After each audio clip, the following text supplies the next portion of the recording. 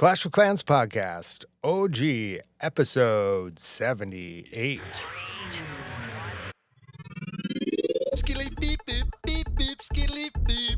And welcome back to the podcast, everybody. I'm your host, Scotty827, joined live in studio by the one, the only, the biggest of the bees, Big B. Back again for the second time. Yeah, that was a fun episode to listen back to when I was editing. Big B was just on the podcast 2 weeks ago, I believe it was. All 2+ hours of it, huh? Yeah, I think that might have been but it was like one of those where it flew by for me. Even just like, in recording, we didn't take a break during that whole episode. It just kept going. Do you normally take breaks during recordings? We peel back the curtain and tell everyone what goes on in production. Are there normally breaks? Most of the time, not every once in a while I'll take a bathroom break, depending on like when and it's usually just like right between just a normal lull in the conversation where I say, I'm just gonna use the bathroom quick right here. But no, and that one just I was like, okay, let's do another two. What should talk about? Yeah, so much to talk about. So I kind of feel like this might be the perfect time to talk to you because ever since we chatted the last time, a lot of people have talked about how cool it was to hear about your perspective of Worlds and like the old esports scene, and not old esports scene, but the esports scene, and just kind of the comparison between now and then, or just that insight into the behind the scenes. Pretty crazy. There's definitely like phases in the history of esports. Like there's I guess like the original one, which was happening probably right around the time you stopped playing, where they had the original CWL that was their like league, or the precursor to doing like a world's tournament, what they used to do. And I really wasn't paying attention to the game that well when all that was going on, and then I started getting interested in kind of this middle ground, um, post Town Hall 12, once they started doing worlds and paid attention. And then yeah, I was really into it. Was a really big fan for a while, and just I it kind of got lumped in there with all the other stuff that just became too much for a while. Like Yeah. there's only so much you'd be interested in the game. Like if you're playing it and watching other people playing it and then sitting around talking about it all the time, like Well, yeah, right. You're like kind of in it, you're living it. And if you're watching the streams or even doing the streams, what is like a typical stream for a war? Yeah, well, so in the modern day, I guess, format, two teams 5v5, and they usually have hit timers. They usually spend like an hour long war, but then there's usually like 15 minutes of prep and then 45 minutes of war. But then each person has like a time that they're supposed to hit at. Yeah. So once the war day starts, once that 45 minutes starts, like the first person is supposed to hit at like minute number 37 or something like that, and then the next one's got to hit at 34, and then they just kind of alternate until it's all the way down. And that's done usually so that if you're streaming it, that there's always a hit to broadcast. So you have about 3 minutes plus a little bit of wiggle room per hit, and the idea being that the last hit is going to come in within the last 3 minutes of the war. And you alternate hits too, kind of the same way like Yeah. if you watch Worlds, the way that they hit. Now it's a little bit different there because they're live, so they can kind of just go from one hit to the next. But if you're streaming someone else's war, like you've got to have the time down, otherwise you're going to miss someone's hit and not be able to show it on screen. Do you think? And so this was even back in Town Hall 12, 13 days. At that point, when did the war matching come in? You can probably hear the dog lapping water in the background. For a second, is that me? Did I No, spill something? It's just taking laps in her water dish. Um, she fell in. Send her so somebody throw a floaty. Uh, was that okay? So thinking about RM coming back in the XL days of matching, and as you're talking about this, I'm thinking to myself, are when did the matchmaking come in exactly? And what the esports were following that same format back before there was like a 1 hour war, right?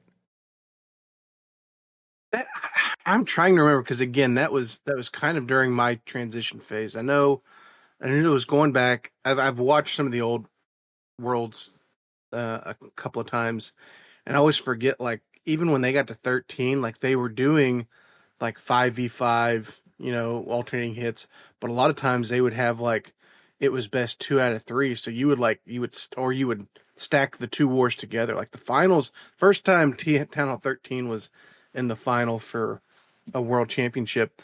The final was like it was 5v5, one hit each, and then they did a second war, and that combined with the first one.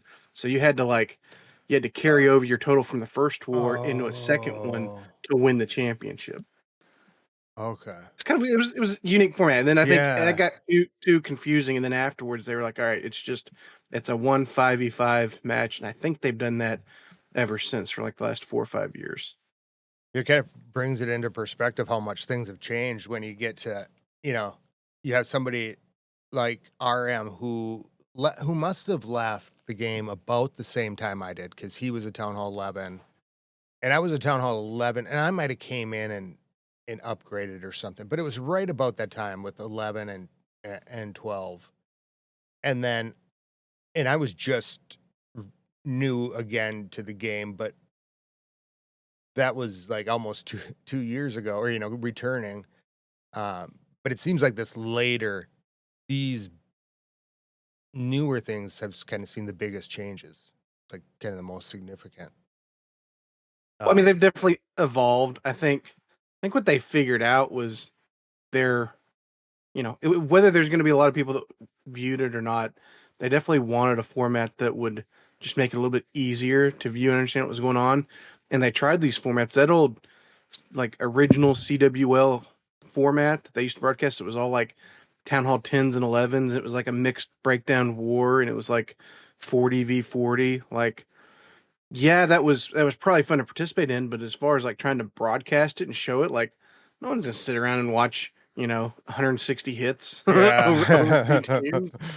Honestly, that would take way too much time to broadcast too. Yeah. So I think that's why they kind of chopped it down. And then they went through that whole phase, and you probably missed all this, but when they first, maybe not the first year, or maybe it was the first year. There was one of those years early on where, in order to qualify for Worlds, you had to be at the top of the like in-game CWL ranking. One game Oh, CWL was wow. still a 15 person, is 15v15, right? But only a 5v5 qualified. So it was like, well, Hear how, that. what is that? What sense does that make? You have to have 15 people to get qualified for Worlds, but then only five can actually participate. It was So it must have just been it the was wild. game mode that changed it up then. That kind of Yeah, fixed I it. mean, like I said, it over time has kind of been an evolution to just, hey, just your five against our five. We'll take that format and we'll figure out how to find the best five, but five is really all you need. Okay. So looking at this Clash Royale, we got a lot to talk about. I think it's like 9 days or less till Town Hall 18. I keep looking at the Hammer Jam timer and the end of Clash. But but you did get to watch a little bit of Worlds. What was your what was the bees take on I guess I like the overwhelming sentiment was I came on here 2 weeks ago and said how I always hated Tribe Gaming, and then Tribe Gaming went and won Worlds. And I got on here and talked about how General X builds bases that just makes Tribe pull their hair out, and then the guys from Tribe grew their hair out and then beat them. But no, that's fine. I thought it was really compelling. They were good matches. You know, it's always more interesting when it's not too slanted either offensive or defensively. And honestly, by the time you get to the finals, whether the meta's been one or the other, people always seem to forget this after the fact, but the finals usually show you a pretty good mix. Because if the meta of the whole town hall has been very offensively slanted, by the time you get to Worlds, there are some base builders out there who have found a way to stump some people, right? And then if the meta's been very defensive, by the time you get to Worlds, there's some players out there who have kind of cracked the code and can get some consistent triples on the big stage. So it always ends up being, you know, the best of the best. And some of those guys are up there almost every year. One of the guys for Tribe this year, P. Castro, he was actually on a different team 2 years ago that won Worlds. So he is the first time two-time world Ooh. champion in Clash history, which is kind of unique. Interestingly enough, I think three or four of the guys that were on the other team, the Rapodin Gaming, they were all on the team that won it last year. So one way or another, someone was going to get their second trophy this year, no matter who won in the finals. See, Um, and now it doesn't matter because if you're the first person to have the second, then you always have that, right? So the next person that yeah. gets it is just the second person. So that's even a bigger. Yeah. Until someone wins a third one, then Yeah. Then then it'll be the first right. person, then the second person okay. Or you'll have one outlier out there in a couple years who has seven, and no one else has more than three or four. Yeah. So. So did you like this world's like compared to the previous ones? I did. I was sad watching it that I didn't just bite the bullet and go. Because it didn't look like an overwhelming crowd, which some people, when I saw comments online like, where's all the people? Like, it was, Yeah. the DreamHack event, it's a big gaming convention. It's almost like a Comic-Con, but for just video games. But they do a lot of events with it. So there's a big like open expo and people walking around. So not everyone is just sitting watching Worlds during that, but there are a lot of people there. So they'd pan out and like show the audience were the chairs, and there were a lot of empty chairs because people were up walking around. Some were only staying to watch their team or the Yeah. team they supported. So it was just a little bit different. There's a Whereas in fire years code. past, Those people have to, if they rush to the front of the stage, it's gonna be empty in the back. You can only put so many people in the room. well, and the last couple of years, like the Clash of Clans World, when they did it in Helsinki, like that was all that was going on at that event. So uh, everyone was sitting there watching when it was going on. There wasn't, I mean, there was other stuff in the arena like to see, but the event was the main attraction. yeah. Versus here, it's just kind of one of a couple of things going on. So that was a little different, but at the same time, it looked like it would have been a lot of fun. And I mean it, like if they do that in Dallas next year or anytime in the future, like there's no way I'm not gonna A- go to that. After seeing it this time, you'd be like, yeah, I'm for sure. Oh yeah, and, Yeah. and, and plus in between matches, there's all the other cool stuff to go do and see. Like Really? just a gaming convention in general. Like who would want to go hang out with a bunch of gamers for Yeah. a couple I've never days? been to one. Should check it out. I mean, it looks like fun. I've never been to one either. Of course, then I'd go and walk around and realize that everyone who's a big fan of gaming or like they're real big introverts and IRL settings, they don't talk to anyone. So it's just a bunch of people walking around dressed up but don't want to talk to each other. Hey, hey.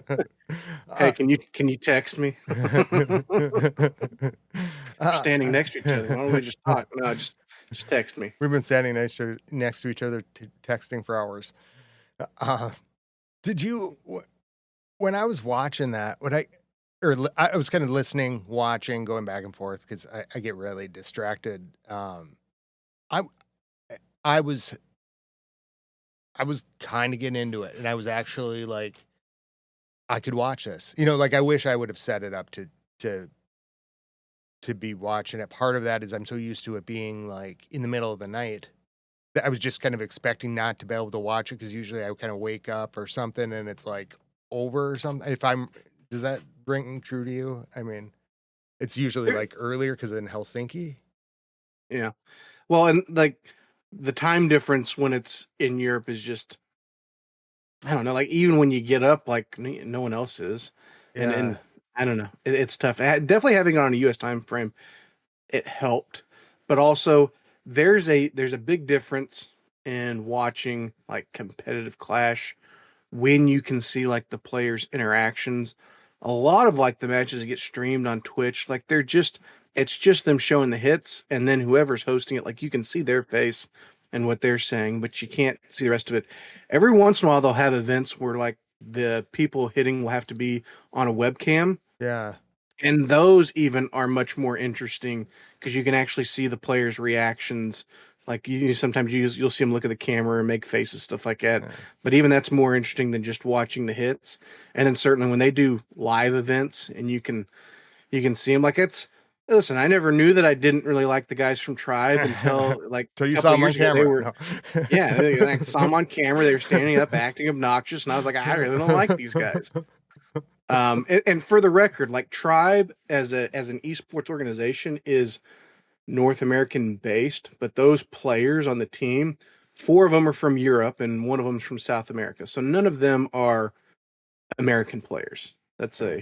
That's an international team. In fact, of all the teams playing, there was only one like US born player on any of the eight final, or I'd say back, I think two, maybe there was, yeah, two players on anywhere on the finals roster on any teams, which is another like that's another reason why I got out of it, Scotty. And I don't want to get too conspiracy theorist, but Clash of Clans has done some wonky things over the years to like find a way to conveniently disqualify the best North American team each year or some of the best North American players while conveniently letting other players skate by for doing some of the same stuff. Huh.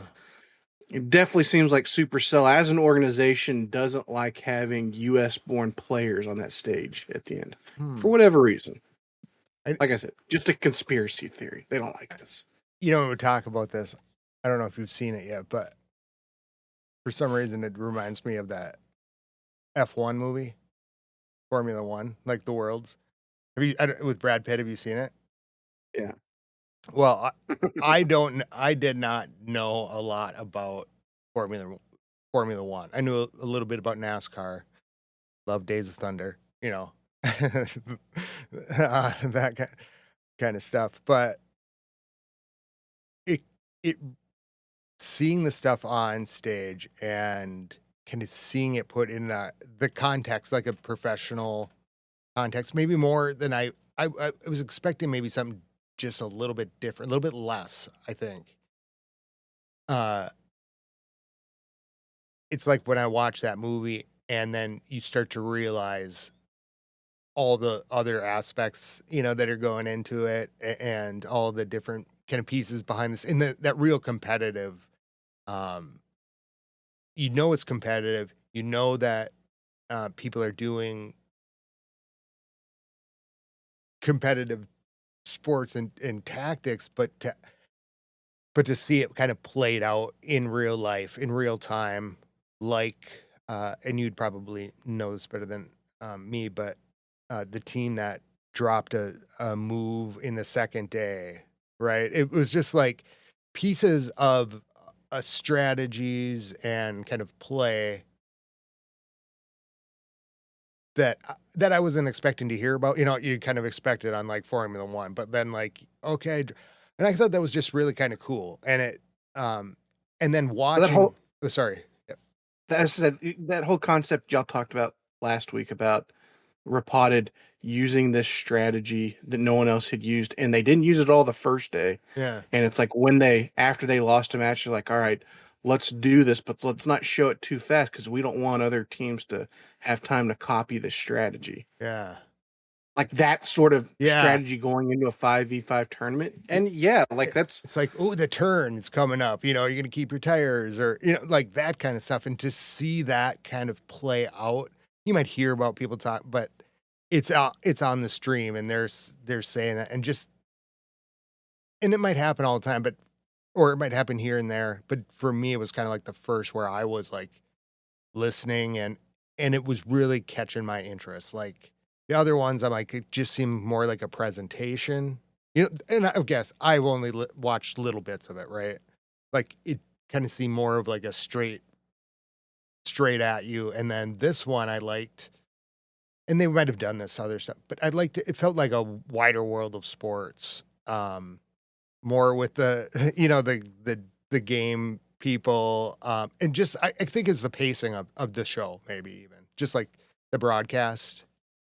So I was That's that's definitely something that gets more compelling when you get to the world stage. yeah, I don't think there's as much like played out strategy like you saw at Worlds for I mean even probably the qualifier tournaments leading up to it.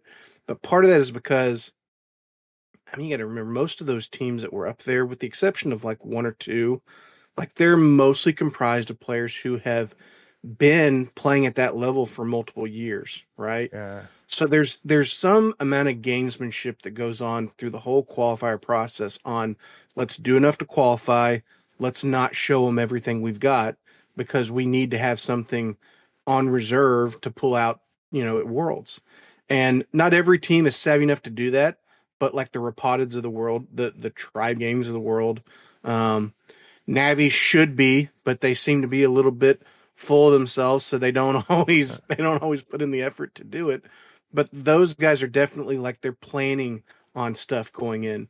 That Elevate team, which is it's one of the toughest things to follow with competitive esports, is the players and how often they switch teams and how often like the collective teams switch names. Like everyone's kind of got used to calling Navi because they've been the same name for 2 years, but they were Queen Walkers for like 5 years, 6 years before that. oh, So it took a long time for people to shift their name. yeah, Same team for branding, the most part. yeah, Yeah, well, the branding is it doesn't happen in Clash of Clans esports. Tribe gets remembered because there's always a tribe team.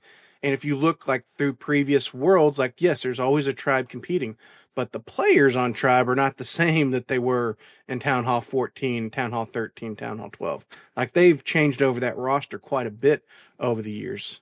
And that's one of the things like when you're seeing Tribe win it and they're like, oh, this team finally got over them because they finished second. They've been close a bunch of times. They've never won it. But I think only two or three of those players had actually consistently been on the teams that had oh, finished second.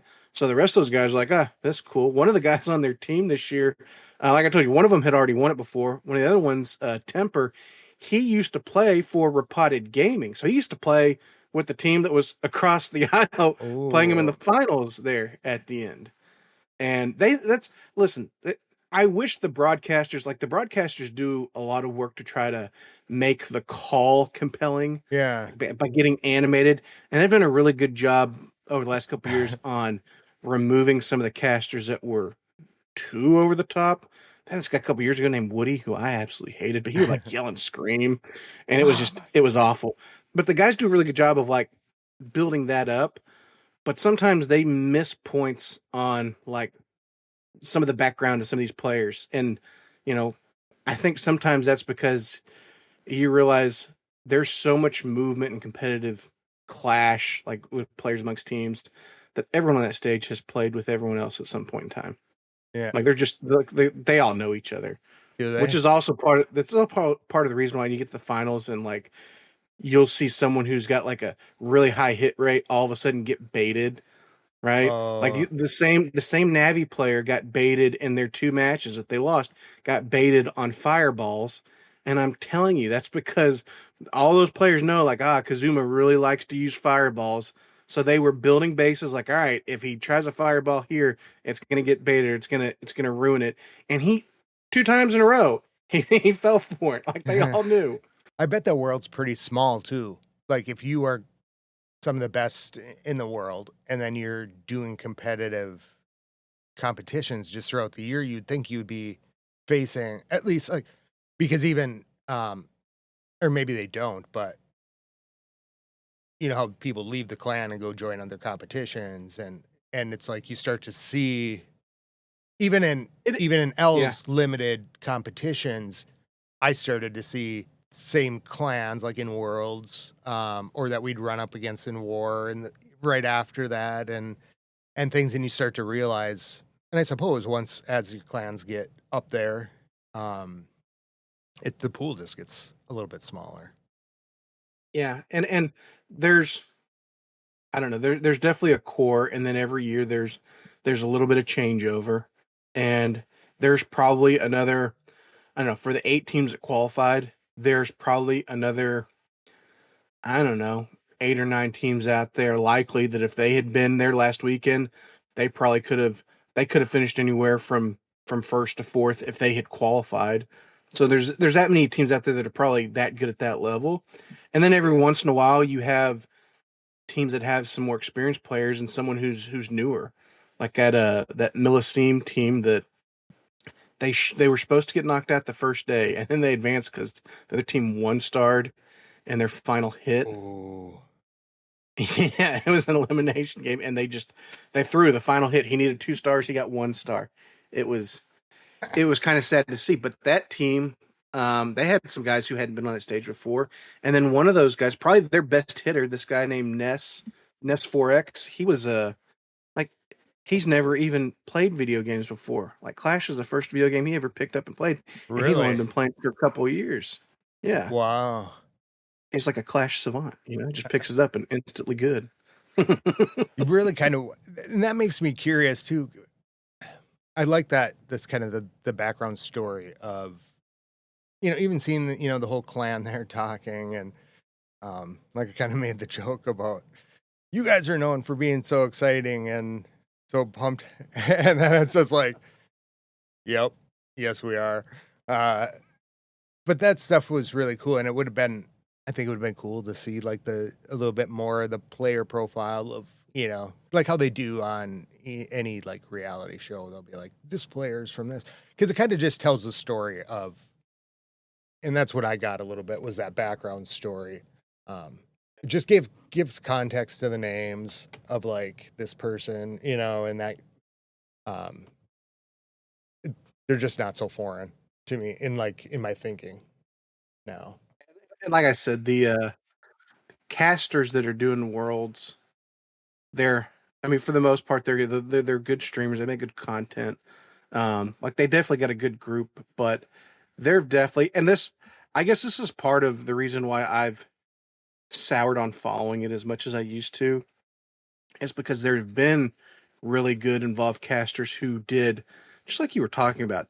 They knew all the players, they knew all their history, and during a live stream, even a live stream that's not there's no live hits or anything, you're just watching someone attack on screen. Casters who knew the players, who would get into their discords and talk to them pre-match and ask them, about their strategies, things they're doing. There were guys that were really good at that, and for one reason or another, they've fallen away from Clash. And I'm not gonna say like it's not all because they just fell out of love with doing it. It's because there's just there's this wonky like favoritism that goes on with competitive Clash, and it's not just it's with the casters. Some of it's with the players. Some of it's based on where they are, and at the core, there's a Territory. product there that can be interesting, Yeah. but the politics or the favoritism goes on behind it. It's just, and that's the last time we were talking about all of the crazy ways that like people would go to try to get an advantage in competitive esports. You're like, Yeah. why are people doing this much I to know. win just some no name tournament?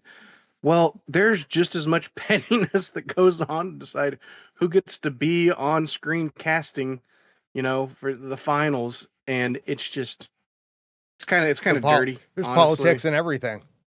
Yeah, If you were even Clash. if you were in a quilting club, who's going to put in the center square? They're going to town on. That's not the pattern we're using. Well, and that's an interesting thing to hear about, because I think is, talk to people that are mostly normal clans, or competitive clans, but to hear, or to know,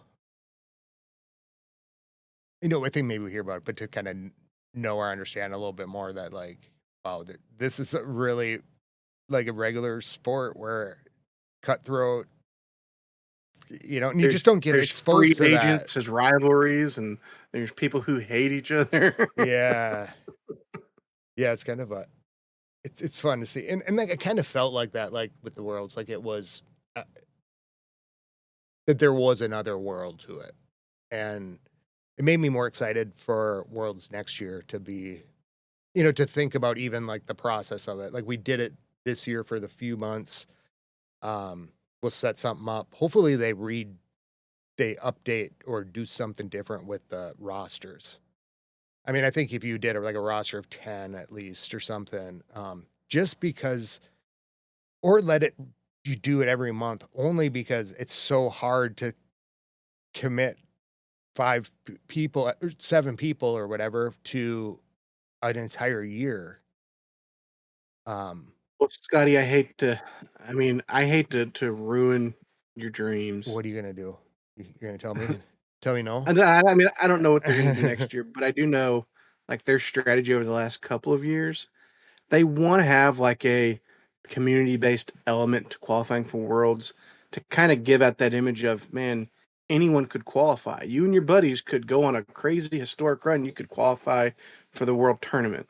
But the reason that every qualifier that exists to get to Worlds, and this is not just last year's, every year they've done it, is not completely made up of those types of scenarios, is because, yes, in the off chance that Scotty and his buddies qualified for Worlds, that they could be no more than just 1/8 We're of the teams up there on stage. we're The getting a rest of it we band. need to yeah, well, the rest of it we need to fill out with names that people are used to seeing on the stage, or some of our legacy ones, or quite frankly, some of those players who we've given like creator codes to and promote them on our app for them streaming their Legends hits or doing tutorials on how to hit. Like some of those competitive players, we need them to stay hot because that helps keep the game hot. And there's only so much room for noobs like you and I. And the reality is, they're not going to create a format that really gives us as good a chance as those guys have. Who does that at s if you're Supercell and you're or this kind of us, like, talking about Supercell on a normal basis, is the esports does that come from the community managers? I guess I'm not super familiar with, like, Supercell structure, but Yeah, is that's is that tied into, like is it coming from the same place that the other places are coming from, or is it kind of a separate, you know? that's a really good question because when I stopped paying attention, I know that they were actively like recruiting a esports like project manager who was going to like that was going to be their job. Like that was like previous to that, it had kind of just been an event that the team had taken on, and everyone who had a skill for helping organize and plan that took a piece of it, but they definitely wanted more organization around it. Prior to doing like the in game qualifiers, there was a year or maybe 2 years where every qualifier that existed was from a community tournament, which basically meant Oh, Supercell like sold the rights to qualify 1 year for Worlds to community tournaments. So like there was a I've there was a tournament that some private organization was hosting, and it was like, all right, if you win their tournament, you'll qualify for Worlds. And there's another private organization tournament over here. If you win their tournament, you qualify for Worlds. And I know Supercell had some oversight on some of those community tournaments when they did that format that year, but by and large, like the ground rules, the structure, and everything was run by the community. And Supercell really just kind of sold it to them that year to kind of, hey, don't you pick our qualifiers for us for the most part.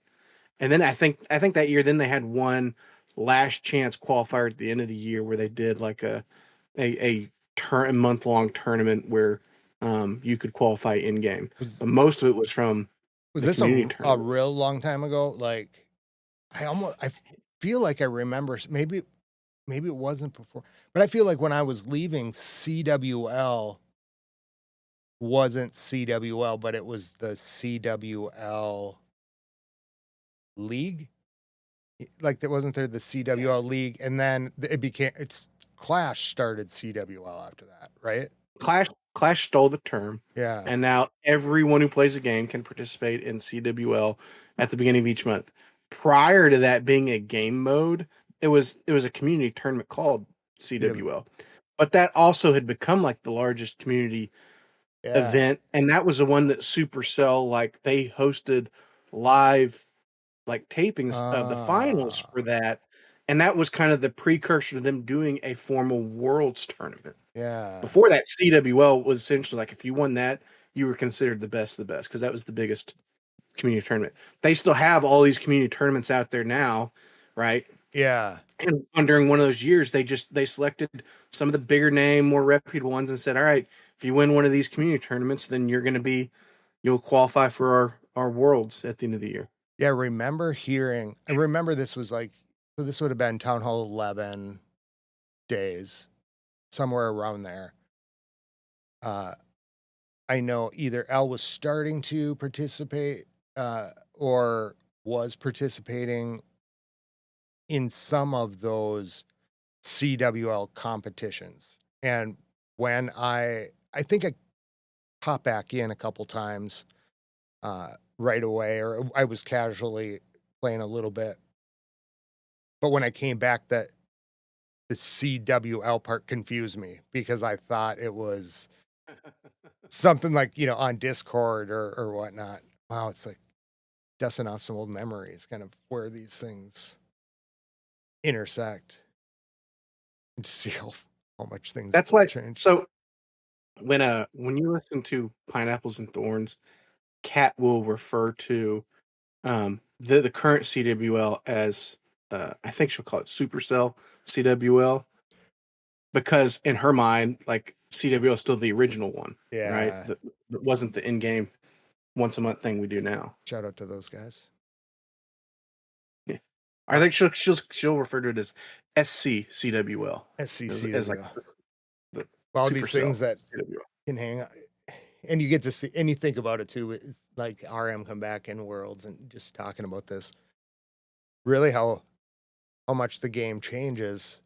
But then RM not coming back since TH11 and not being too far away from being, he still knows what's going on. It didn't completely change. It's these bigger changes that are happening in the moment, but to a new, maybe in returning player, they've kind of, I think they get kind of layered in where it just, oh, Well, there's certainly some fundamentals of the game that don't leave that come back real quick, and then even there's some of the parts of like the old game back then that were frustrating, like not having sieges, right? Or like yeah, the whole concept of breaking a wall and getting in places. Like that's part of why dragons were so popular way back then is because getting into compartments like that was tough to do. You pick it up today, and all of a sudden, there's all these other ways to get into compartments. You got all these spells, you got all these hero abilities. You've got these super wall breakers. Like all of a sudden, it's like, all right, the same fundamentals I knew before. There's all of these other mechanisms to make it easier for me coming back yeah. to the game. It made me think, I wonder what his new favorite troop is, but I just saw he's up to Town Hall 9 now. I'm sure it's some sort of wall breaking mechanism. Yeah. Like this Like, is awesome. I can get in the I compartments now. I mean, it's been almost like 7 years. I'm trying to remember what his attack style was. Like, I can't quite remember what I think he would probably, dig, but he's one of those players that was really good and precise in the old days. So I think I just can't wait to see what happens when he gets up to Channel 17 and 18. The type of person that's just gonna kill it. We need to send him some magic items. Yeah. Well, what a great time to come back though. Like Hammer Jam. I think he was like a week ago when I recorded, he was a 6 or a 7 right before CW. Now he's a 9, but I'm sure he's maxing it out because I saw his town hall wasn't being upgraded and um just knowing him, I'm sure that's what he's probably Well, fighting. now they're like up until like 11 or 12. Like, there's no need to rush. Everything's pretty quick. Well, it's Hammer Jam. So, Yeah, that too. but I don't know.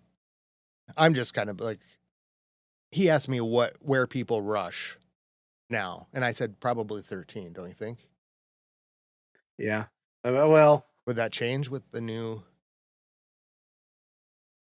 yeah, If but you're probably right. I need to look because they keep every time they do an update to the upgrade times. Like, there's always it's like a cliff, right? It's like, yeah, all right, this is consistently short, and a certain level, like, all right, now there's a big jump. Um, and there's usually, I mean, usually like the major or the better defenses usually take a little bit longer comparatively anyway, but it's those peripheral ones. It's all the cannons, it's all the archer towers, it's the wizard towers and stuff like that, where all of a sudden they start jumping from like a day and a half or a day and 18 hours to like 3 days and 4 days. You're like, 17 okay. days. Yeah. Oh Well, man, eventually. it's it's crazy when you paid. I mean, oh God, to think about how much was in. Well, speaking of which, as you say that Archer Tower, Town Hall 8. What the heck is this now? What are you looking at? Did you find a leak? Oh, a new comic book thing appeared on my flash. It looks like a Oh. meteor hammer. Yeah, are you looking at the Yeah, the graphic. I did not. yeah. I just saw that is it So that observatory? I didn't yeah, see that that this building morning. just showed up today. Yeah, and then you click on it, and there's a comic book graphic that is like meteors. It's a hammer. Oh my gosh. Is that it's a builder with a hammer. Meteor hammer. Why are they saying the end of Clash? This hammer is meatier Do than you, the it's more meaty. do you think that they're going could it be possible that they're going to wipe away upgrades or okay, a builder with a hammer with meteor with end of Clash. Why would you say end of Clash? That's a big thing to kind of put out there as like something scary. Like they weren't afraid of people thinking that it was being over. Am I just thinking too much into this? Like I feel like That's there's something tied to timers or something. I don't think you're overthinking it. It's just they're so early in the process of like giving us little nuggets of stuff. The builder with a I super hammer. have no idea what direction they're going with this. But I mean, I do think the end of Clash, like that's they're trying to build some anticipation. Honestly, probably some urgency in those who are, you It's know, well, trying to make the most out of Hammer Jam. there's a build. Oh yeah, I suppose it's hammer, but there's a builder with a meteor hammer, so that's got to be something. Maybe there's got to be like I don't know, but anyways, this is what's fun about this time of Clash is to speculate. The one thing I did see last night on a TikTok, uh, again, what we can do is look at the supercharge, and maybe this isn't. He said to look at the new defenses coming or new levels coming soon on the info, but now I'm not seeing it. It looked like on what I was seeing last night on his TikTok, it looked like that there was going to be new levels for. Oh, maybe I can't see this. Is If it showing up on if you click on a stuff building that's that's already been not supercharged, I think maybe is that's what that's I'm not looking at. supercharged? Yeah, I'm looking at one that's supercharged. But and I remember this from before that when we were going to get an update, if you clicked on it, it would say in the bottom X amount of supercharges go away, or there was a little notification down in the bottom where that supercharging makes the thing stronger. And so he was showing it last night. You know what? I could just do this really When quick. are you going to swear in? Here's what he says. We now know Is which it? of the existing Town Hall 17 buildings are getting a new level at Town Hall 18 thanks to this supercharge hidden clue where it says which building supercharges are ending soon, which means they're going to get a new level. These buildings are the Gold Mine, Dark Elixir Drill, Elixir Collector, Wizard Tower, Multi-Archer Tower, Ricochet Cannon, Bomb Tower, Air Defense, and Multi-Gear Tower. We now know which of the existing Town Hall 17 buildings are getting a new level at Town Hall 18 thanks to this supercharge hidden clue. And that was where it from says which Hooked on TikTok. And maybe this was 1025. This was from 1025. So upgrade supercharges are ending soon. it says which means they're deplete gonna get a new soon and level. some of them, These but I don't see that on mine now. So Maybe they took it away after that. yeah, maybe they saw. That's where I was I thought maybe that was just popped up last night, but so Well, listen, the way they did when they did Town Hall 17 last year, they pushed almost all of the major defensive upgrades within like the first 3 months of it yeah, being launched. So they may only give you a certain number of defensives for like that first month or two after launch, but the rest of them are going to come pretty quick. yeah, they kind of staggered them. It kind of felt like you could do if you were just doing like the regular timers, like the regular builders without speeding it up, that it would almost have you'd probably just be running out of time right now for 18, or you would just maybe be maxed because like those things came kind of throughout the year. But because I was buying books and things like that, and in the CWL hammers, you could kind of get through those timers. Yeah, I mean, I know they want to give the true diehard free to play players enough time to get everything done. I think they space out all these upgrades, minus the supercharges. I don't know that they care too much about giving the free to play players enough time to get all the supercharges done. But at least the rest of it, they want to give them enough time, plenty of time, to work through the upgrades without having any discounts. So supercharges, nice segue there. We didn't even plan that.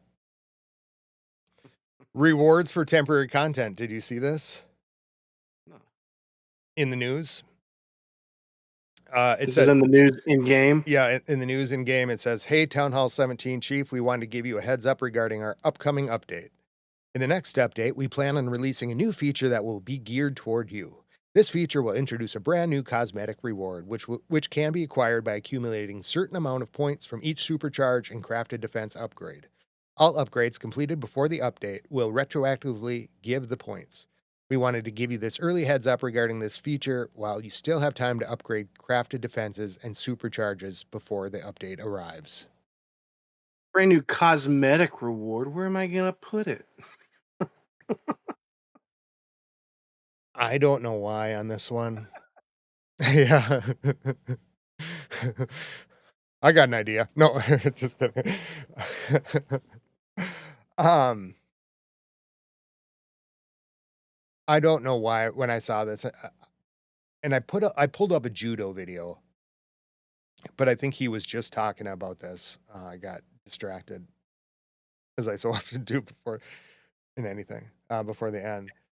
Hey, Uh, Scotty, did you see who commented on their post on screen?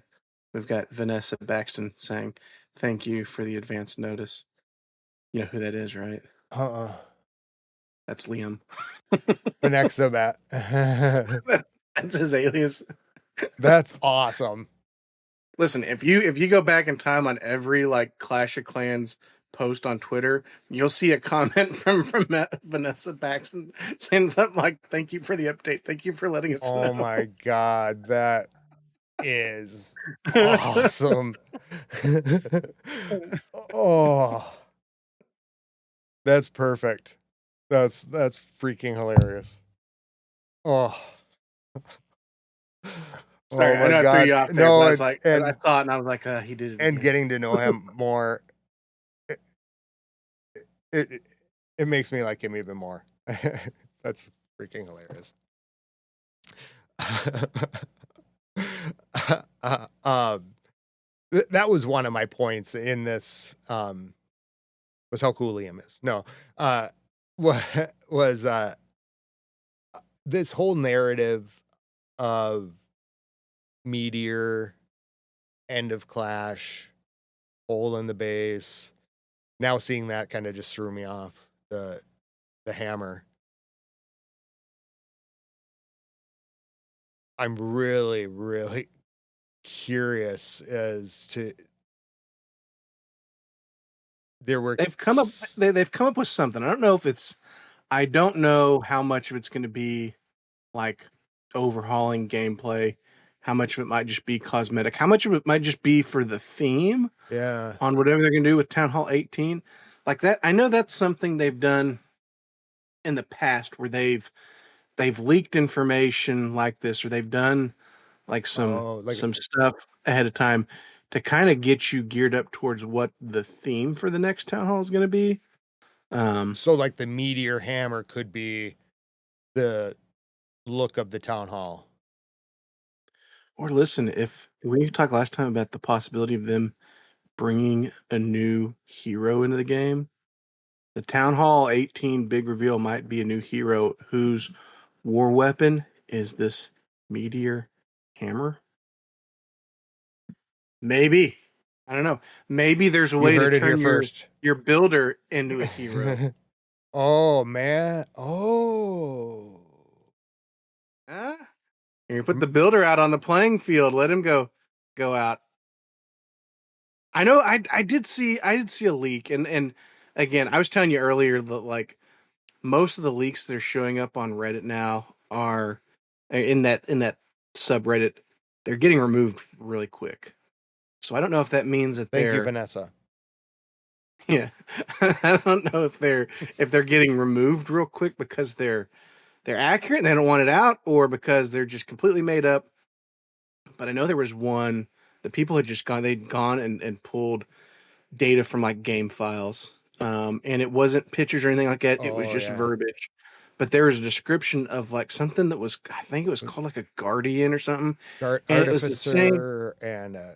guardian and yeah, a bunch of And like almost like defending troops or like yes. Or like troops that are just defensive troops. Like, yeah, we have a clan castle, which those are troops that that could be they're on offense mechanism. when you're attacking. They're going to be on defense in your clan castle. But like a troop that is just for defending purposes. And I don't know. What if, okay, That's gonna get where I really feel like tinfoily it's here. gonna What if the whole concept of defending clan castle troops is going away? And whatever these new guardians are going to be, like that's what's going to guard your base from a troop standpoint. And there's a limited number of those and what they can do, but they all do something different. that's I think that was so like in the leaks that I saw online, um, briefly was something like something like a little bit. I mean, I think you're like right on with. I had not Like, thought about the fact that like there could be a change in that clan castle, defending clan castle, which I could completely see. Now that you say that, I'm like, oh well, yeah, think about this. Instead of like relying on your clanmates to donate to like a defending clan castle in war, you, as your base owner, you're responsible for upgrading your defending troops that are going to defend your base. oh And you get god, to set what's in there. So there's no more that you don't need donations for that anymore. It's just, be nice if there could be still, but yeah, but you could if you could donate to your own. of course, if it maybe it was like the same mechanism as your offensive troops, where there's just like a defensive barracks, and you got to go Yeah, through and you got to unlock and upgrade and train your own defensive troops constantly to I defend your base. I kind of And if thought you it, don't do that, then you're just not going to have good defending troops whenever you get hit. I think you're right. I completely see it. I can completely see that fitting with what's kind of going on to be like the thing that's getting me is the Clan Castle change up. That would be the big switch up that, like, you didn't see coming kinda thing with these updates that would because that would change up what you drew, how you drew it. You know, if you what didn't was have to the draw the CC anymore, um, what was the term they used last time we were talking about and we were joking about? I bet they were just talking about a new siege machine. And it's not really so, but they said like a whole new. Did they say mechanism to mechanic. playing? A new mechanic. But this would fall under that, I think. Yeah. I think this would qualify, and it would kinda a little bit be like the WWE season, right? Where they had the heroes on the army camps. But Well, and they've you could been still like playing with that mechanic all year. if there was a new building that allowed you to upgrade and pick defending troops that were different from attacking troops, Yeah. but it was its own mechanism, and maybe there was a completely different way of how they got deployed on the base. Mhm. You could still pull out the defending um, clan cast or the defending army camp for events like they did with the WWE. Yeah. That would just be in addition to whatever this new mechanism is. Now that we're talking about it, it does seem like the entire year was about separating maybe I'm maybe I'm batshit crazy, but separating out the mechanics of troop defense and buildings, like and this might have been before this year, but the heroes being the banners, right? Like all of a sudden you get those kind of put in. Now you move those around. Then we get the army camps and the controllable heroes. Um, the army camps during WWE. Uh, I think this was all one big long strategy towards us getting used to yeah, having to defend against other troops at different parts of the base. yeah, to be able to, yeah, that's I think they've been building this way the whole year. what I'm.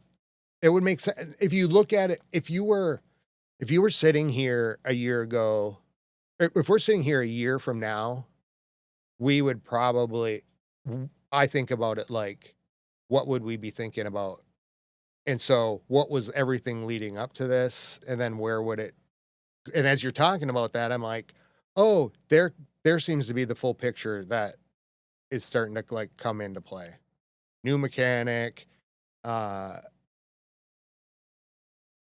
oh God, I'm missing another piece of this that I think like is really telling too. Um, Customizing and changing army camps. I don't know. There's some other things I'm just like that are floating past right now. But I mean, even just So I will say this, like the existing Clash development team, it was about 2 years ago. It feels like maybe a little over 2 years ago, where they kind of did an overhaul on the dev team. They expanded the team, brought in a lot of new people. That's when they introduced some new community managers. We went from just having Darian to now having three of them. And if you look at the time frame of when most of that team started and what would have gotten launched the game that they would have had full control on, that wasn't like pre-planned. It wasn't something that was already in their development plan, wasn't already in their pipeline. Like this town hall 18 would be the first town hall that they probably had creative autonomy for from beginning to end. yeah, So if they were going to seed little, you know, little points in all the events leading up to it in order to build towards the town hall, this would have been the first time they had everyone in place to do that. crafted defenses. That's another one that is kind of like that mechanic that if you had a building, you could switch out the building for something else in its place, right? Was there some? Was there some? The only other thing was the cannons switching the modes, but Well, with the they hot, it was the they've hot tub, and you could. you can switch. That's like a one building that can be replaced with other things, rotated. There's I mean, they've had the idea of like shifting modes with defenses before, because you've always been able to do the infernos in two different modes or the expos in two different modes. But the Oh, crafted defense was the first time that the change was a completely separate mechanism in itself. It's also the first time it was a temporary defense that goes away. you could start doing some of those with as town halls get going on. Maybe you start to be able to customize. Maybe you don't add in more Would they would more they start defenses, but maybe you have to limit the ones you put on there. Like, okay, we're putting this up, but now you could have six cannons on there if you wanted, and two less archer towers or something, where you could start to, um,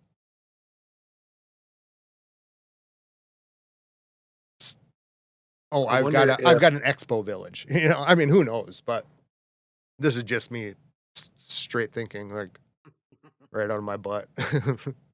now we've gone way down Yeah. the rabbit hole. But is that kind of theme of something that is something else that can be switched, that we know we can have defending troops of army camps. We know Like the this defending thing works. decorations. Yeah, There we defending go. decorations. The I knew grass I stashing all like. those decorations for years would pay off eventually. Yeah. I would I would like to this is just a side note because you're saying that I keep getting, I don't know if this happens to you, but I really wish they would take away. This is my wish list as I was listening to one of the episodes of the RTC podcast. This is my wish list of features. Take off the whole headstone, clean your village thing. As I'm getting irritated. This is me getting irritated. When I go into attack, right, and I go into a friendly challenge, and my one base in there, or two bases on my home village can't be attacked because I haven't cleared the skeletons. I can't see them on my base. So then I have to go in there, remove all, and then hit one of the skeletons, and then cancel it, and don't mess up the other thing. And I thought, like, in this update with everything, it just seemed like that was something that is a bug almost. Like, with the whole troop update and kind of being able to hit over and over again, like, just turn the skeletons into decoration. I like that they're the headstones. I like that they're there. It shows, hey, might be empty. It's strategy, but don't make me not FC because I can't see something in this crazy mess of a base. I said that one guy who dropped one troop for farming in your corner. You didn't even realize you got hit. And Yeah. left one little skeleton in the corner, and then now all of a sudden you can't FC. And there I'm going, oh God. And then I got to be careful because I keep hitting wrong buttons. I lost a base that I had loaded up last week because I had just hit, and so I was starting to get kind of frustrated. I just thought that is something that dear Supercell moment that I think is just needed, that people maybe don't really, they know it's there and it might irritate them a little bit, but it's just kind of like a legacy thing that I don't think people kind of forgot about. Well, if we talk about it enough on this podcast, it might just come true. Right. uh Did you hear about any other leaks or more on the things that you were seeing? Um, I mean, I've seen more stuff for more pictures and photos for the new crafted defenses. One of them, the bombs, you're just like got flying bombs. Did you? I don't know if y'all talked about that last week because you're talking Ta- about the mechanism of dropping the bombs in random directions. But I ta- saw a picture of one of those bombs like with a little helicopter propeller on top of it, like the bomb's gonna float to you, almost like an air bomb would. But I'm assuming oh, from could come towards you from anywhere that defense is, the craft defense is on the base. Maybe like the flame spinner, where instead of it flying out fireballs, it's like a little bomb.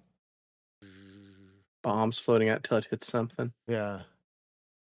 That makes Wonder sense what for happens air. if they don't hit anything. Wonder what happens. They just continue on. Do they go on That to the would be next kind base? of cool if they just kept like that flame spinner. If that thing would have just unlimited went out, that would be kind of a more of a pain in the Ima- ass, but kind of cool.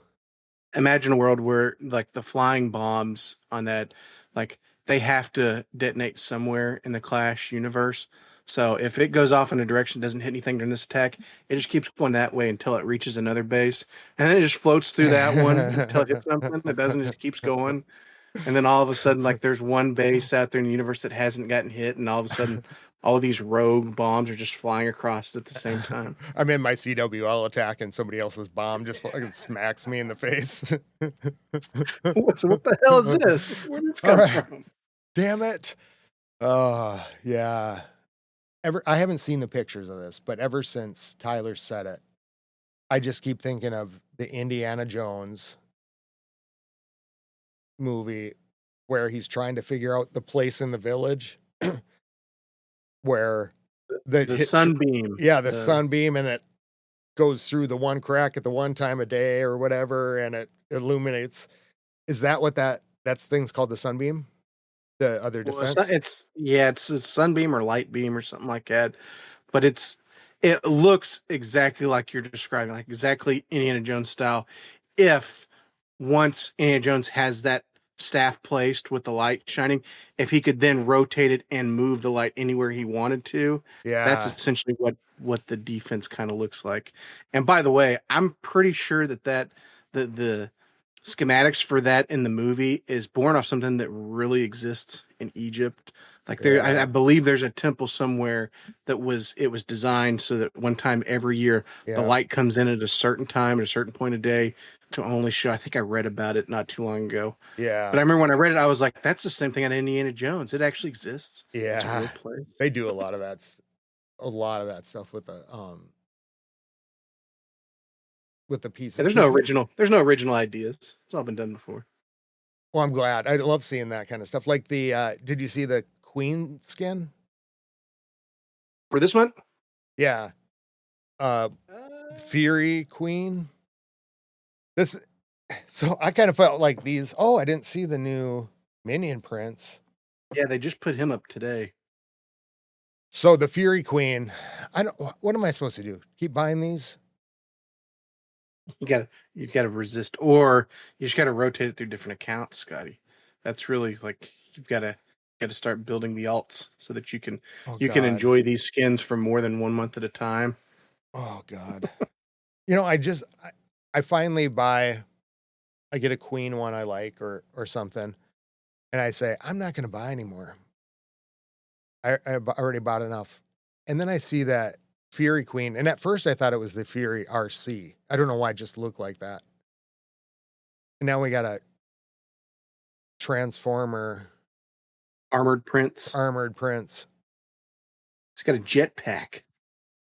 They really are getting me with these skins. Listen, the only thing, and again, when I re-listened to our episode a couple weeks ago, I realized I talked about my own mental blocks a bunch, but I have one against. It's nothing against like the Mad Max theme, like that's fine, but Furiosa! anything that is like just sand dunes, right? Like to me, just I don't know. It's not like I don't enjoy movies in that setting. It's just I can feel my mouth drying out just looking at all the sand. I just Yeah. I can't. I got to say, like one of the most disappointing cinematic movies I've seen in the last couple of years was Dune. Actually, take it back. Not Really? Dune. The first Dune was okay, but Dune 2. I went and saw the second Dune in theaters just because I bought into the hype, and I went there and I was like, "This is awful. This isn't good." See, and This is I loved it. But here's what I'll say. those type of themes and stuff, and maybe this is what you're speaking to too, is they're not hopeful. Like, if I'm gonna watch a end of the world apocalypse movie, in a robot one or something like that, I feel like you're getting out of it. You know, things are gonna happen. But when it's a desert wasteland kind of movie, it's like you're okay, it's not gonna get much better for you. Yeah. So I really like that the scenery. I'm like, this is really cool, but it does make me feel a little hopeless. Like I'm destined to roam the world forever in this machine looking for resources, collecting people and building groups. Uh, I really, it's and I've got some friends who read the Dune books and saw the originals, and they swear it's a great story. And I told them, I said, listen, it feels like there's the parameters for a good story, but it felt like in Dune 2, like there's just plot holes all over the place. We just jumped, s- just important stuff. It was just there was weird. It was weird like relationships, and the villain there just didn't buy him. I don't know why he got to like why their main villain. They didn't do a good job with him. But it I got like that, when I went and saw it in theaters, it was like 96% on Rotten Tomatoes. I was like, oh, this has to be good. And then it just it it, is a type of backstory. It's almost that like because the books are almost the same and that like not a ton of like explanation. It's like you're just kind of thrown into it. Um, and I think they're laying the. I know what you're saying. We'll have to. I just want to now. I which just want to get into Dune. No. well, speaking of backstory and things clash. Um, I remember a couple months ago they released that they were gonna do an animated series on Netflix for Clash. Is that Yeah, did that ever did that just I they th- forget about that? Like I saw the initial like launch it was gonna happen, and then I haven't seen anything since. I thought I saw something else on it. Uh, I don't know. I'm a little disappointed that as podcasters we haven't been asked to voice a character. They've I got enough mean, troops now. We could have a voice for something. yeah, we should be able to have a voice for something. Or I mean, you'd think like, hey, why don't we got these great podcasters all over. Wow, that would be a great idea. Listen, You can thank me if later. they're gonna do an animated series and they're gonna talk about the personalities and maybe even some of the lore around some of these Clash characters.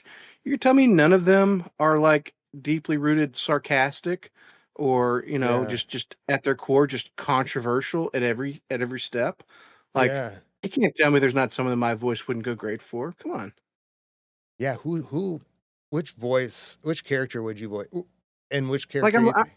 I'm looking at the thrower at that Cyclops and I'm telling you right now like that dude like when no one's watching like he's talking shit about people. I know he is. Right? Like that's You, so you played the there I am. voice of the Cyclops, I play the voice the the thrower. thrower. Yeah, yeah. I would not have picked that one for you. I could see, I could see how you could make that your character totally. Either that, or I want to be the strong man that brings on the clan games every month. I'm just an extreme side character. I barely have any speaking parts. That's the part I want so bad. In a movie, like if you're out there and you want somebody to guest star in a movie, I'm not looking for the part, right?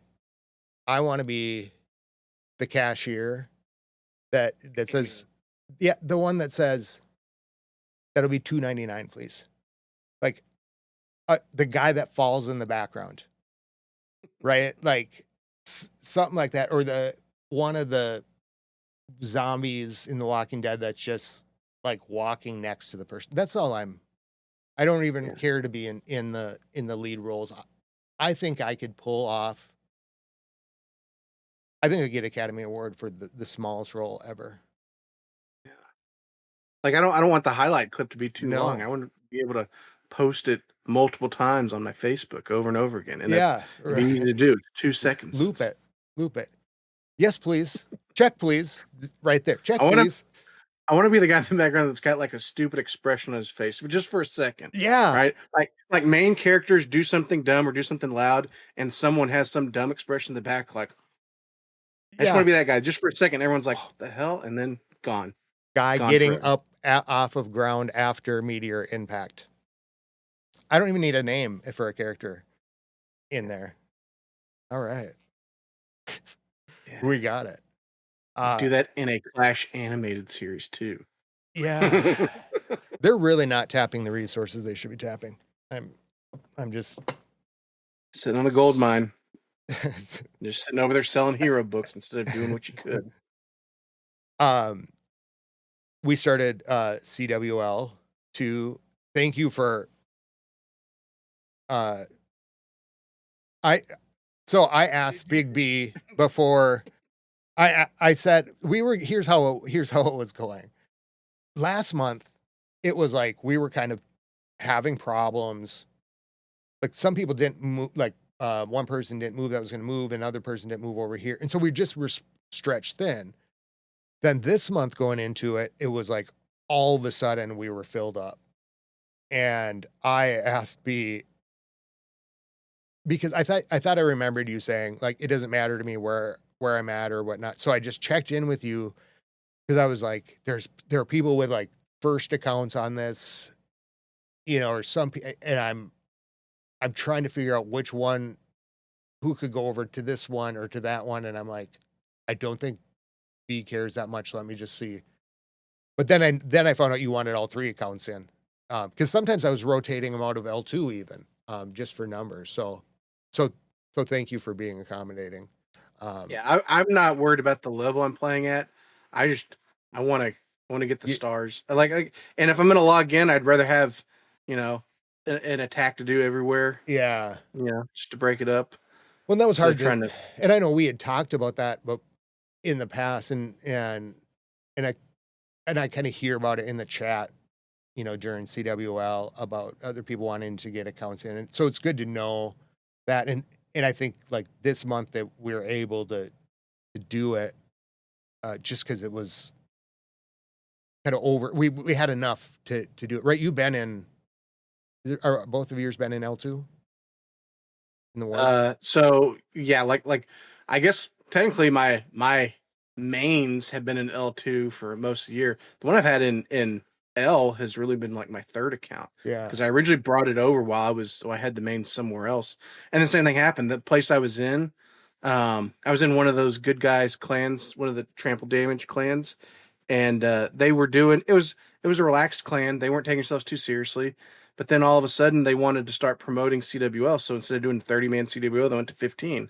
Well, then they were rotating my accounts back and forth and sometimes forgetting to do it. And I was like, hey, like, let's just go back to 30. Who cares if we win or not? Like, I'd rather get the stars. And then they didn't. So I was like, I'd rather just go somewhere I could just play, you know? you know what? And at the end of the day, after you had moved and things were in place, I went to push the button and I thought, why didn't we just do a 30? Like literally, I was like, why the hell was it? I keep forgetting like that it was a possibility to even do a It's like 30. you're sitting there, you're going, all right, we're going to do this. We're good. I've considered all of it. It's all good. All right, 100% on board. Hit the button. And then instantly, all right, buttons pressed. Why didn't we do a 30? Crap. Yeah. Well, I'm like, select, it says 15, 15, 30 v 30. And I'm sitting here thinking to myself, we had 17 in L, like, like shoved in, you know, B is like right there with in level with everybody else. And that was the problem. I was like, well, how do we, because we were stretched thin, we weren't necessarily looking at war star, keeping a good close on that, thinking like we don't know, it's not going to be determined necessarily by it. Um, I was thinking that like, well, if we're this thin, like we didn't really have like roster movement that much, the thing.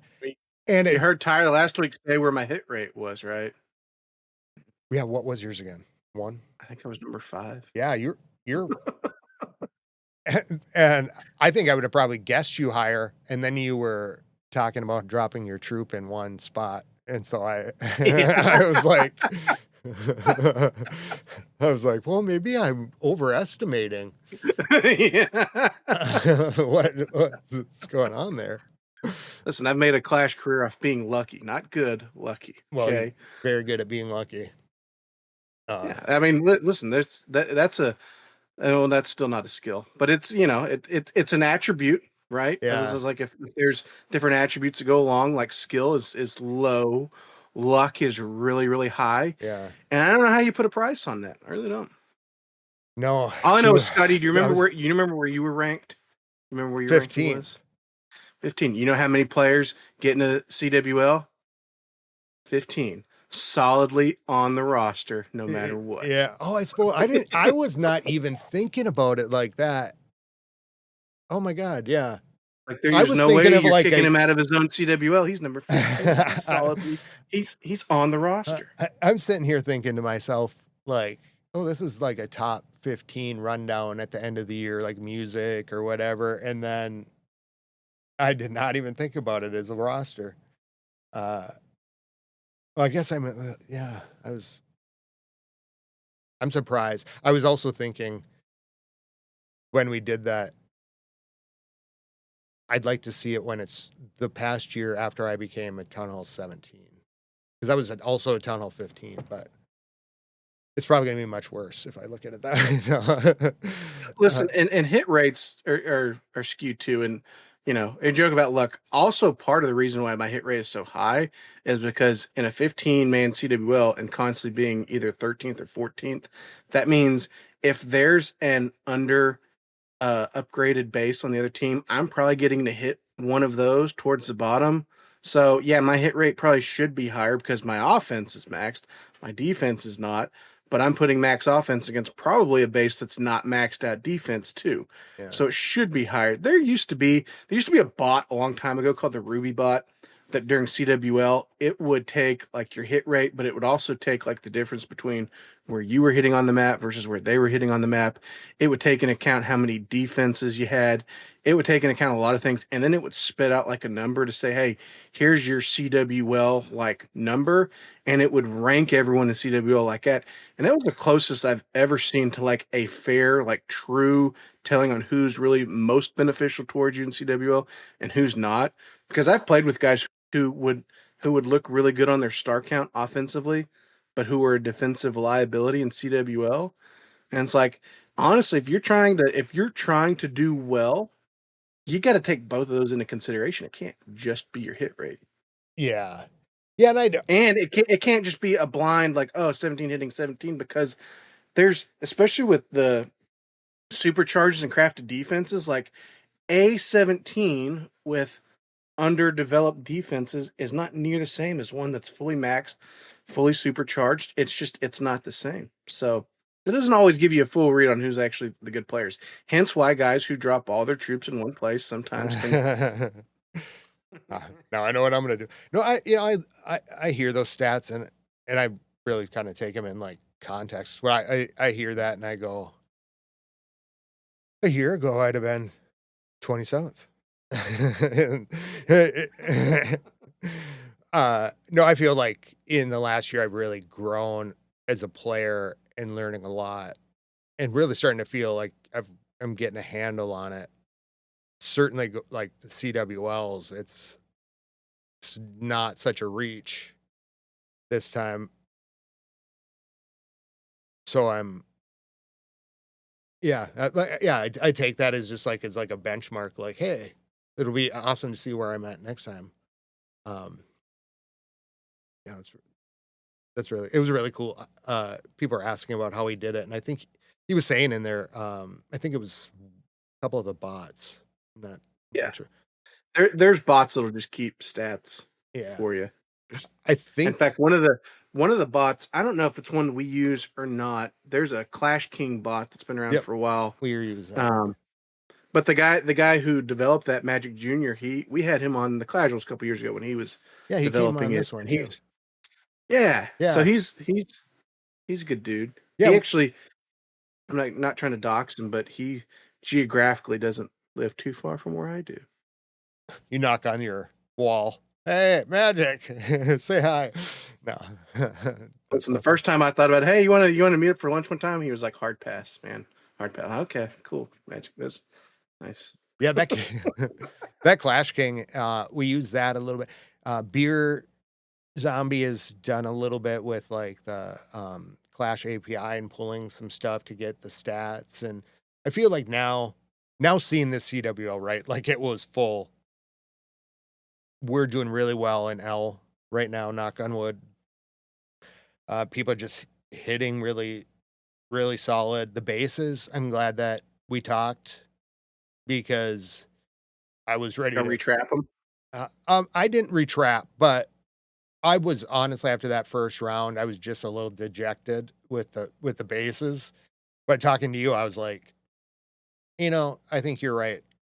And so I kept the subscription. I'm like, let's, give it, and, this makes sense. And I think I just was so used to like kind of seeing this return, but we're seeing it this month. Like the bases are holding really well, and um, it's just a lot of good food for thought. So I'm There's happy to just see the bases are working, and there's a lot of it too. Is just kind of in the luck of the draw, like who you get put in to yeah, CWL with those opposing clans. If it's bases that they've seen before, or if it's ones that are fresh to them, like it can make all the difference. I think to me the bases just didn't look like a.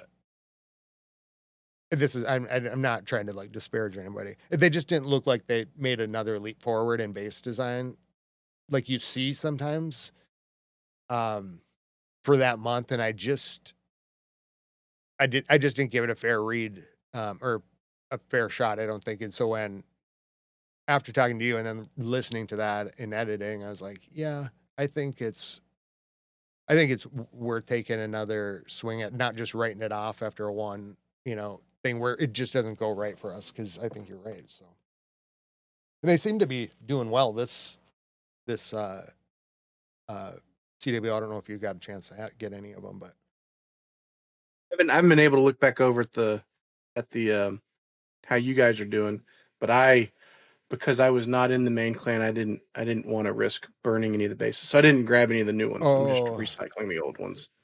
and they'll be there for afterwards to do the Yeah, not. I'll probably go grab some for like a war base yeah. after.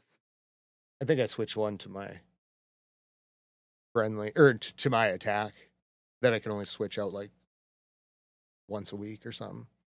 It's always a little hard with the way this stuff comes out on the first day, so it's hard to get things loaded up. But they deliver it really nicely in a PDF that I don't have to take those steps to do. So I can just paste The that. one that the one that you're doing, is it advertised as like a base pack for CWL? Yeah, Like all 15 bases are supposed to be yeah, for CWL? yeah. I believe so. Because I know like they had different tiers. Like I used to do one of their Patreon packs, and you got a bunch of bases, but they were sending you like in there, like they were sending you some bases that were meant for Legends. They were sending you some that were meant for War, and then some that were meant for CWL. And there were different levels to and different Yeah. options on what you could get. So I looked online, and I've been meaning to do kind of like take a tour of all the base building companies. And so this started probably in June. But for me, it was also like working out the kinks and like how to get bases out there, how we kind of got to work through all that. It was new. And so I went with Clash Champs at first. Um and let me say this. I consulted like a bunch of different websites, and here's what I figured out through the last couple months is that like if I look at the bases throughout the month, the base packs, they're gonna show like the Legends packs, the TH17, the multi pack. It's like it seems like for me, it's hard to find the stuff I'm looking for. Right? I go in there, I'm like CWL pack, and the first time I did it, it was my first time buying bases. So I'm like, which one? Which one? This one only has 10, this one has 5. What ends up happening is it seems like, and maybe I'm maybe I don't have the whole picture, but the base companies put out CWL packs right around CWL time. So when I first went to look for it, I was trying to do it in like the 15th of the month, but there's no CWL pack. So I was like, oh, I don't know what I'm looking for. And so I think a few times I think I got kind of dejected. Like I'm like, okay, whatever. I'll figure it out later. And then I joined like a Discord for Blueprint and another one. And then I'm seeing like right as the end of the month comes, they'll post sales in there too, but they'll post like CWL bases now, CWL packs, limited packs are now up. And so it's like you almost have to watch them. So it was just like I was going with Clash Champs, and then I couldn't get a pack 1 month or something, and the other base company had a problem with the credit card, got that resolved, and we're doing the other thing. But I just say that just because it's like if you're new to it and you want to buy bases, it can be kind of confusing. And when people are in it, they're like, "Yeah, just do this." Well, so I know with Blueprint and then a couple of the other ones, they would have Patreon tiers. So, like you could just do like a monthly Yeah, subscription to their Patreon account. But if you had that, depending on how much you were spending, you were guaranteed a certain number of bases every month. So you didn't have to worry about availability. But there was also limited availability on how many people could sign up for each tier. So yeah. if you were signed up for like the CWL base pack tier, whatever that was called, like there was only like 10 or 15 people that could sign up for that. So again, to try to limit how many people have access to those bases each month and try to prevent the likelihood of them getting burned real fast. So we are doing Blueprint right now, and there I did the subscription to that. There are like on those like Legends packs. So I think it's like a fresh legend base every so often and all that. Uh, But that's where I think they're going to give you bases depending on how high you've climbed in Legends too. yeah, that's why I'd almost like to see the legends go to the week tournament. I'm not there yet. I'm not in legend, but I like this pace of you do it through the week and then you'd have that 1 day to reset your base and then you run it. But I do miss hitting those days. But then what happens with the blueprint, I got the subscription, is they'll send an email on the morning of CWL. And this is where I was getting confused and getting really nervous the first time because I ordered the bases and I'm sitting here waiting for the bases. And I'm like, hey, are they coming? They come out on the day of CWL, he says. So I was like, okay. Then I got a quick hurry to get those out. But they sent it in a nice PDF that I can post for the clan in Discord, and then people can download the one that they want, and then they have to react and say that they claimed it. It says on the thing limited downloads. It's a Google Drive thing. I wasn't quite sure on that. Like at first, like, oh God, what if somebody downloads one base, twice, or I'm not quite sure how it works, but you know how it is when you're They like, you go over, yeah, even if you download and go to like your base and mess it up. that must be a new feature because I don't remember them having that before. But again, I'm sure they're doing that to try to limit how many people can. But I would assume if they're selling a big pack like that, like they probably got the limit set pretty high because they know that that basically going to get passed around a little bit, especially if you're buying it for your entire clan. The good thing Yeah, to remember though is like if someone in the clan does have it, and once you've got it locked in as one of your base, then you can share that layout like in clan chat. yeah. Yeah, you can share it there as many times as you want. There won't be a limit on that. It was just the distribution questions at first because it was like, um, it said limited number of people and just confusion. We haven't had any problems with it, but I was just a little bit confused, and I only say that because if you're out there listening to this and you're thinking about buying bases, I think it'll help you as you're going through to kind of to know some of this stuff because even being able to talk about it, it's still kind of foreign once you get into that. And those were limited to, I think, 10 other clans, that type of stuff. I will say this, like if you have listeners out there who are like clan leaders or people who are involved in their clan and you're trying to get to the next level, like if you're looking where's the best place to invest money to try to give us a competitive advantage, getting well built bases from people who can do that is one of the best ways to get an advantage.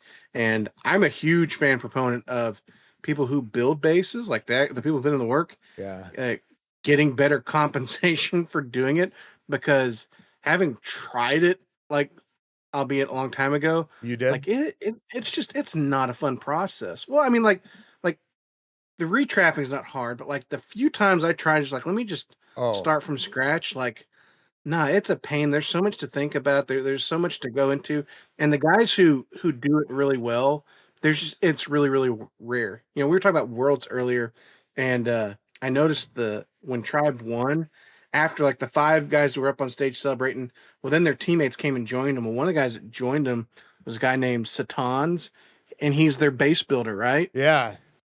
Well, 2 years ago he was on stage because he built base built for Clash Champs when that team won the world championship. So It's if funny. you look at like if you look at the last 3 or 4 teams that have won worlds, is like one or two major base builders that have built for the teams that have ended up winning. So if you don't think base building is what can truly give Mhm. you an advantage more so than anything else, then you're missing a big part of the strategy of the game. Plus, on top of the fact that there's, like I said, not many people out there who want to build bases. Yeah. Well, it's funny because you're most of the esports people, the names that you were talking about, I recognized from the Clash Champs packages who designed the bases. Um, like P. Castro and all those. Like when they come in there, they have like, and I think you were saying that they might have been, maybe weren't designed, but you know, Well, I mean, the, they are like they're. I know that like they're not misadvertising like who built them, but I do know that like General X is not putting the same time and energy into right. that base he's putting in our CWL pack as he does the ones he's spinning for his team at Worlds. Yeah. You know, Yeah. So, uh,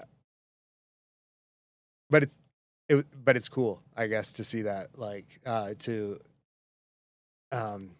to make the connection with the names. I think that was, it's funny to hear that. I didn't really realize that those were the people that were on stage today when you were saying that's that. I was the like, thing. that's The wow. thing you can get fooled by is like the big names in Clash, like you mentioned, P Castro. Like he's not a bad base builder, but he's not known for base building.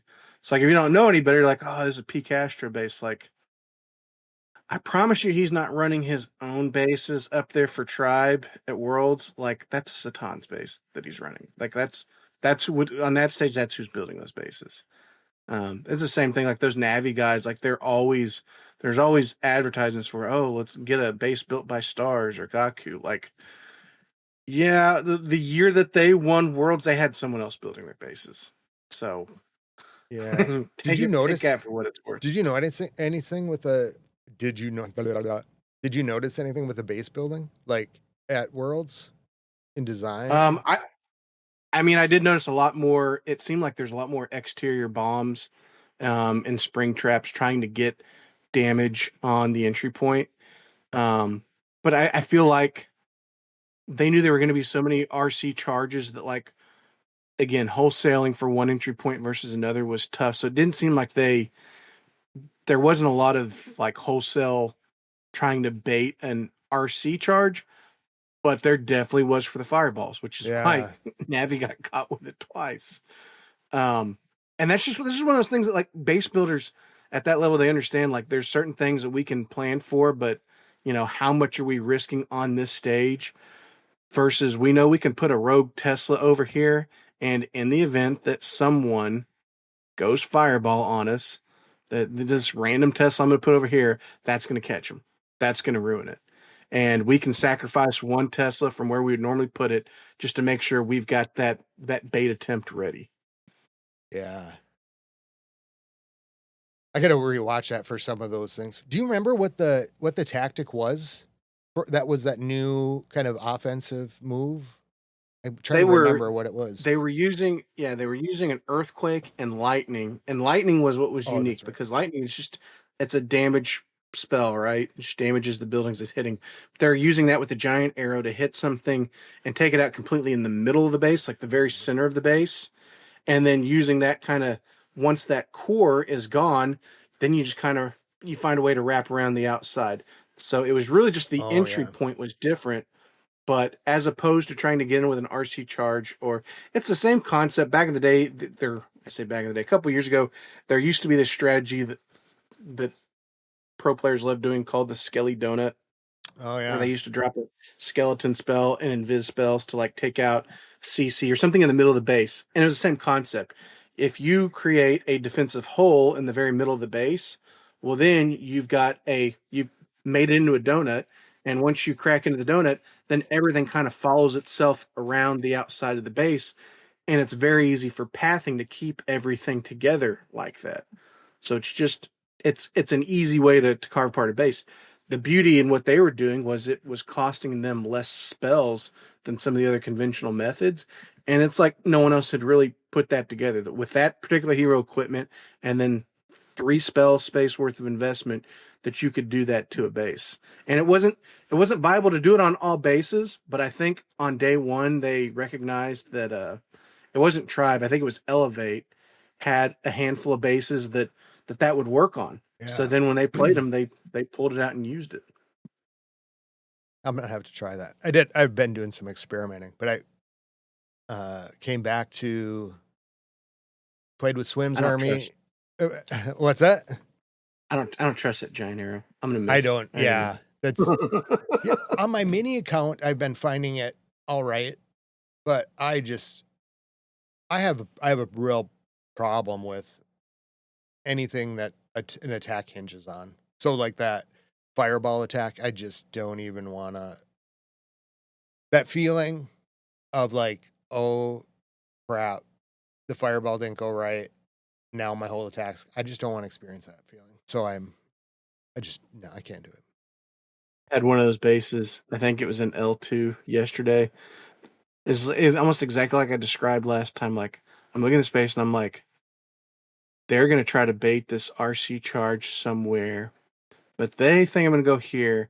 I'm gonna do the unconventional method and go over here, and then within like 3 invisibility spells, RC was gone. I ran right into the bait. I'm like, Ooh, God damn it, stupid, stupid, stupid. yeah.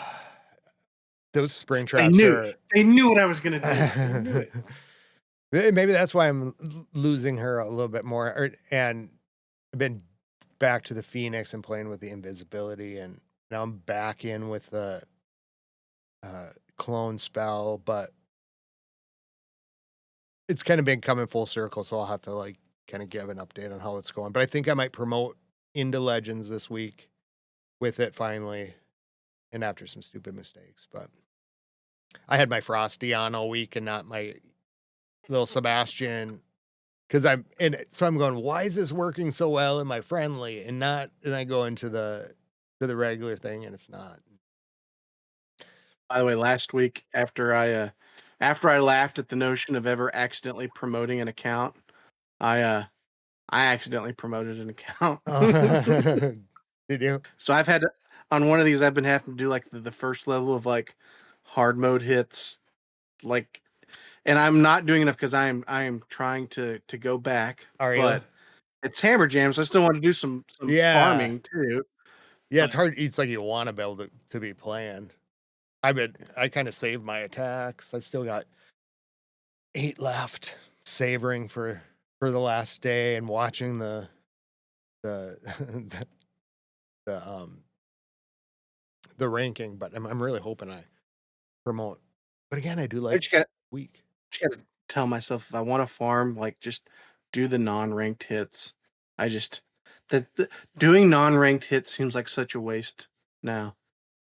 I It agree. just I just would like to see what I was hoping was that when they do the like after a few weeks that those unranked hits start to match your ability level because if you go in there and it's just you just run over it, it's like, and I get like loot, but I don't know. I think I just like you. It's like you want a little bit of a challenge there. So I forgot that I could next because I got out of that whole league kind of situation and then or mindset.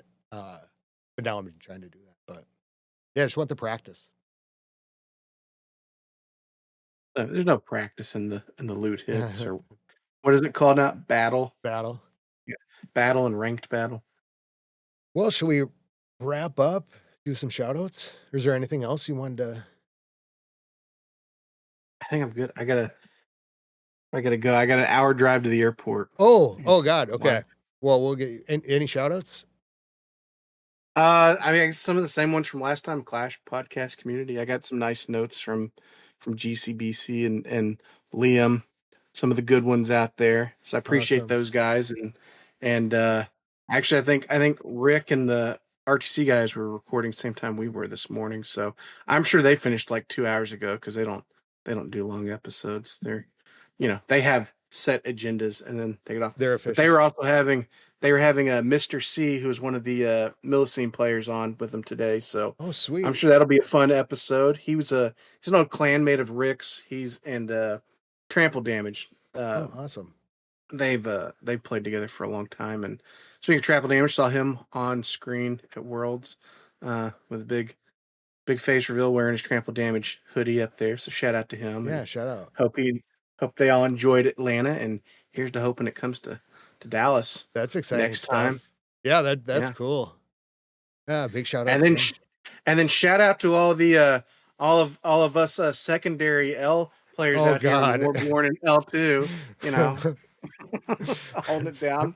But we're gonna maintain in both leagues, and if we ever run a full like 15 full Town Hall 17 and L2, we could probably promote that one too. to We seem to be the only ones at Masters 3 who's running anything other than all 17s most days. to But be honest, like knowing some of the stuff like behind the scenes of like, what like people are moving around or doing this or what, I think that that's probably would be next CWL would be it was this close this time.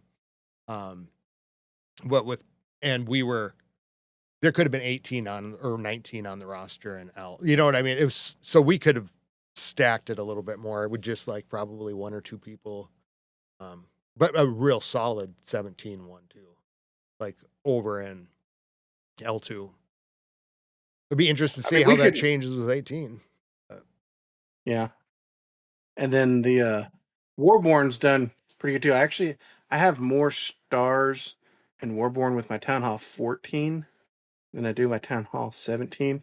And we've had, because, that one's Crystal too. So, like, you look at the lineup, you're like, oh man, they got some Town Hall 16s, and man, this could be really tough. And then you look at the bases and you realize those are not real Town Hall 16s. It's Crystal 2. These are some super rushed ones.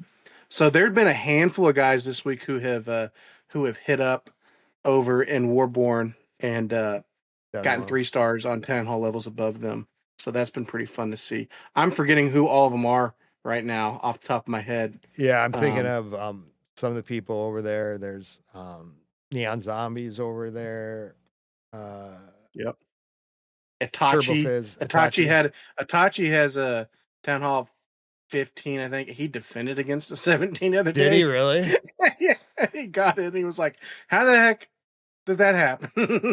Oh man. Listen, it's Crystal 2, man. I gotta go catch Uh, up now that the weekend's here. I was paying super close attention and then the last couple days got crazy. So I want to go see how everybody's doing and there it is. Turbo Fizz. Turbo Fizz yeah. he tripled a 17 with his Town Hall 14. Yeah, I've been popping in when I can. So that's awesome. And it's awesome to see. I loved like to see the different levels in war and I hope everybody's having fun. So Turbo Fizz also tried to promote me to huge B instead of big B, and I'm like, no, no, no. I'm just a normal guy. Big B will do. No, I don't need anything. anymore. Uh Other shout outs? I think that's it. Just everyone who I've mentioned or everyone I forgot to mention too. Yeah. To me, shout out to all you listeners out there. Excited to be doing content, and it's great to hear people are just excited about your episode and hearing feedback on Tyler, and people are really enjoying it. So thank you for coming on, and come on anytime. And it's going to be a wild next 9 days as we get the we wait for Town Hall 18, and I'm really pretty excited about it. So it'll be fun to be catching up, and it'll be interesting to see what we're going to be talking about a month from now. Save your Christmas money, boys and girls. There's going to be deals in the shop. I'm trying to figure out. Like I used to ask for Apple gift cards for Christmas, but now because of the Supercell shop, because you get the extra rewards buying there, Yeah, I'm like, all right, how do I want to pay for that through the Supercell shop?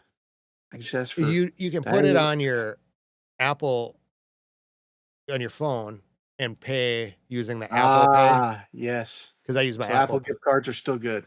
Yeah, I use Apple Pay Sweet. on the site, so I think with anything you can use Apple Pay to do it. Well, I usually do the Supercell store through my computer. Yeah, I do that, but I pay with my Apple Pay on there. Gotcha. So Gotcha.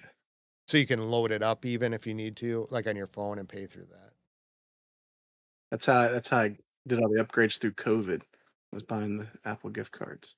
Nice. Every time my wife, I'd volunteer to go do the grocery shop and just get an Apple gift card while I was there for some upgrades. Slide it in. How did this fall in there? Well, the eggs are really expensive. I don't know. It's extra $50 charge. Eggs, babe.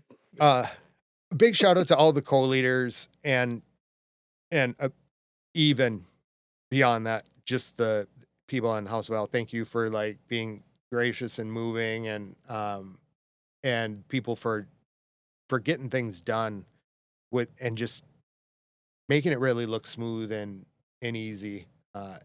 Just great teamwork, everybody. I've been really happy, and it's been cool to see when things outside are going crazy busy and nutty. When like, wow, this is people working together as a team. It's just like awesome. So thank you, everybody. And until next time, you can get a hold of us at Clash of Clans Podcast at gmail.com, or find us at clashclanspodcast.com.